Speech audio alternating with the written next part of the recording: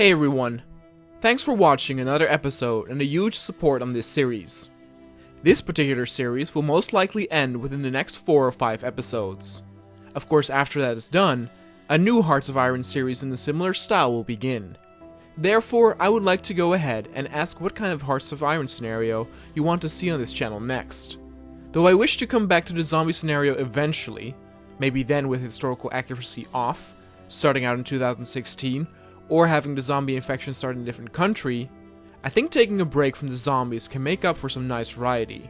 If the next series is going to be historic, like World War I or II, I would prefer to have historic accuracy off, as it can make for some nice twists and turns, but more importantly, it makes making this series actually productive, as otherwise, I could just read historic Wikipedia pages.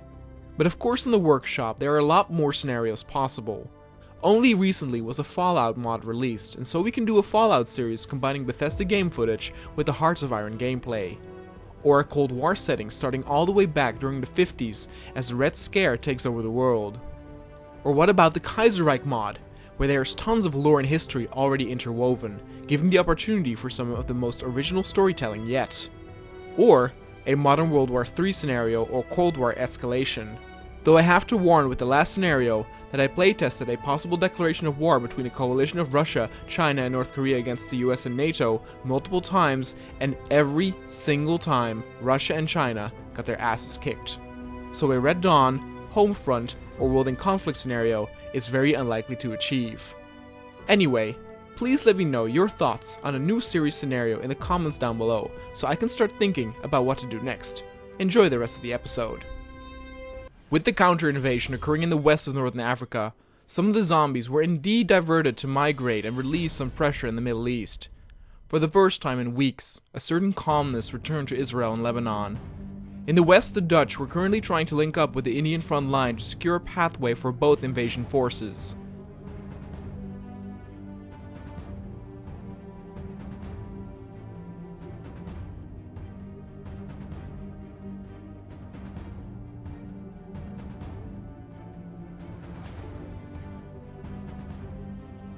The moment that the link had been established, both Indian and Chinese troops headed over to help reinforce the western front line, which currently was incredibly wide but poorly defended at some places. In the south, more and more Brazilian troops arrived at the taken dockyards as they helped to clean up the front and aid in the capture of more ports amongst the thick jungle. Though Saudi Arabia seemed to have recovered and preparing for a counterattack, Iraq felt that the pressure was put on them again. They only had a sliver of land remaining before ultimately falling. On the western shores of Africa, more units started to arrive, like Japanese, German, and finally the first of the British were spotted. But the front had come to a stalemate, as all along the line they had encountered undead resistance. It seemed like the plan of the western invasion only worked for a short time. After a month, the zombie horde in the Middle East advanced once more at all locations, and at the end of June, word got out that Iraq indeed had fallen. Saddam Hussein, word had it, got eaten alive as his escaped convoy got overrun by walkers. This meant that part of the horde now shifted towards Turkey, and Ecevit got the war he feared for so many years. Ecevit had more than 500,000 troops at the border, ready to defend the country, but 500,000 was nothing compared to 6 million hungering zombies. Ecevit focused on the improvement of industry in the hopes to resupply and upgrade the front to give the soldiers as much time as possible. Iran's demise did not go as rapidly as Turkey's, mostly because their front line was not as wide. The American instated Afghan interim leader Hamid Karzai set a focus on bomber production to aid the defense of his neighboring country. In the west of North Africa, a Chinese dominance was established as the troops maneuvered quickly through the open terrain and prevent the zombies from pushing the soldiers back. In the south, it was mostly the Brazilians at the head of the operations. They were used to jungle terrain, and the harbors around that area lay in a convenient position for Brazil to ship reinforcing troops towards. Indian leader Vajpayee seemed worried and prepared steps to secure his political position. Though first embraced by the people for Indians' dominant role in Africa, there was now critique on the ability to defend Indians' own borders if the zombies were to arrive on their own doorstep. After Iran, all that stood between the undead and India was Pakistan. The fight in Turkey was a disaster. The battle turned out to be the bloodiest one yet. In only 2 weeks, tens of thousands of Turkish soldiers had been torn to shreds and were forced to flee deep into their own territory. Though Turkey did receive help from other countries, there was a shocking low number from Europe. A few skeptics were afraid that some European leaders were halting the aid given to others in order to defend their own borders. A foolish decision, as with each fallen country, the zombies only grew stronger. The battles around Jerusalem still continued on. There was no way to relieve the troops. This hell had become a habit for them, and the soldiers stuck there, a few 100,000, got the commonly known nickname, the Lost Souls. With the rate that Turkey was falling, Greece would soon be next. Prime Minister Kostas Simitis had already taken the necessary steps in the preceding weeks and deployed Greek troops to the many islands of the country. For their last months of peace, Simitis tried to strengthen the national unity to boost morale amongst the Greek citizens. Though the zombies were making mincemeat out of the soldiers on both the Iranian and Turkish front, there was another front that should not be forgotten about. A front that was awfully getting close to the border of Russia. It was expected that Putin would lower the priority of foreign help, as it was all but sure that smaller countries like Armenia and Azerbaijan would fall victim to the zombies as well. In the west, the troops managed to push the front line by a great distance. It was ironic that here in northwestern Africa, that was the place for so much death and decay in the years before, now felt like one of the safest and serene places, with only military personnel stationed at several checkpoints. Another harbor had been captured by the Dutch that could then be expanded with the arrival of more Brazilian troops. In Iran, Chinese soldiers had arrived to help, as of course China itself felt the hot breath of the zombie getting closer and closer. In the south of Africa, it was all but quiet.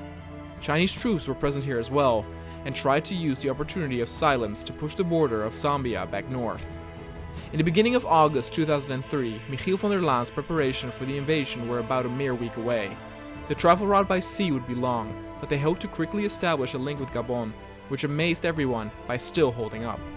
Some experts believed it was due to Gabon only having to defend a small patch of land with the help from several foreign troops, and the presence of heavy tanks used as turrets was also a benefit. Where Gabon flourished, countries like Georgia faltered as they quickly found themselves cornered in a matter of days. While van der Laan's invasion force finally set out from the dockyards of Portugal, Georgia's armies were being pushed even further back and the Russian mountains could already be seen on the horizon. If Russia would fall, Europe would be a lost cause. Putin's words on a possible invasion of Russia were stir. For many times have people tried to invade Russia, Napoleon, Hitler, but none have ever succeeded in conquering the Russian spirit. That same Russian spirit would also not give in to the undead menace. George W. Bush, who was safe and well in America, suggested a chain in army doctrine to make the troops more combat effective. The current strategy obviously did not seem to work. For the longest time, soldiers were trained to aim at the torso, the biggest part of an enemy. These enemies, though, could only be destroyed with headshots, and army generals noticed the trouble many troops were having. In the beginning of September, the news arrived that Israel had fallen. Though their territory officially was lost, there were still soldiers and troops amongst the lost souls who remained their current position. They were so clamped up together that they believed they could still hold out for many months given the possibility of resupplying through the harbors.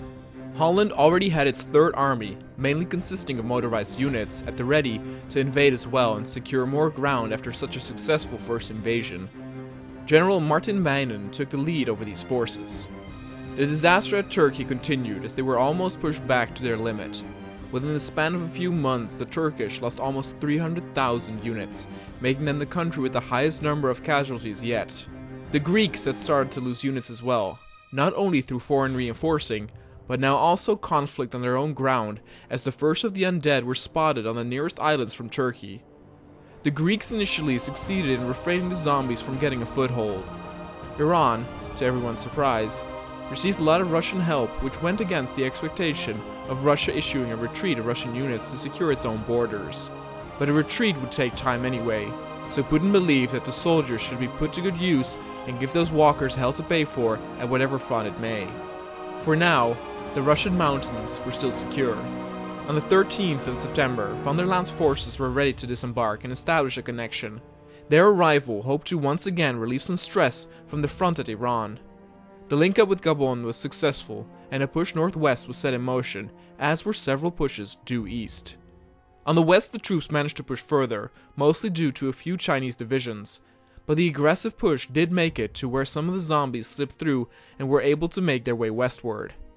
All throughout September, Turkey faced loss after loss, and in the second week of October, Istanbul could be seen from the current defense line. Besides Greece, Bulgaria also would have to deal with the zombies once Turkey had fallen. Prime Minister Boyko Borisov knew that Bulgaria did not have the strength to hold, and therefore increased its carrier program to hopefully receive more foreign help from Russia. Germany wanted to establish a more dominant position in Africa as well, as they had part of the front to defend. In France, President Jacques Chirac authorized the build of air bases at locations including Corsica to provide the soldiers at the front with more air support and resupplying. Iran seemed like a lost cause, and besides Pakistan and Afghanistan, Turkmenistan also would have to deal with this evil entity. The proud and confident speeches once made by country leaders seemed to have evaporated. President Sapar Murat Niyazov said that with the focus on military industry, Turkmenistan would hold. But everyone could hear the tremble in his voice. He, like so many others, knew they were not prepared enough to survive this. At the eastern shore, India had started to gain some territory as well, with China spearheading at the front. While this happened, the battle for Istanbul had begun. Like the previous battles, this one also did not favor men. Though the Turkish were convinced for holding the city for another few weeks, eventually it would fall, like all others before. On the Iranian front, it would seem that Turkmenistan and Afghanistan would be the first to face the undead, as Pakistan's borders was still far out. An attack from Afghanistan's angle should not be underestimated. The combined forces at Gabon made great progress as they were able to continue despite facing head-on confrontation with the zombies. And at the same time, Saudi Arabia had launched its counter-offensive and managed to regain much territory on the left flank. But the brief positivity was soon shattered when word got out that an opening towards Russia had been breached. The tall mountains would make it extremely difficult for the zombies to traverse, but nevertheless, having the zombies invade Russia now seemed a reality. Though much terrain had been gained in the west of Africa, much had been lost as now the zombies moved to a new theater of war. The battle for Europe was about to begin.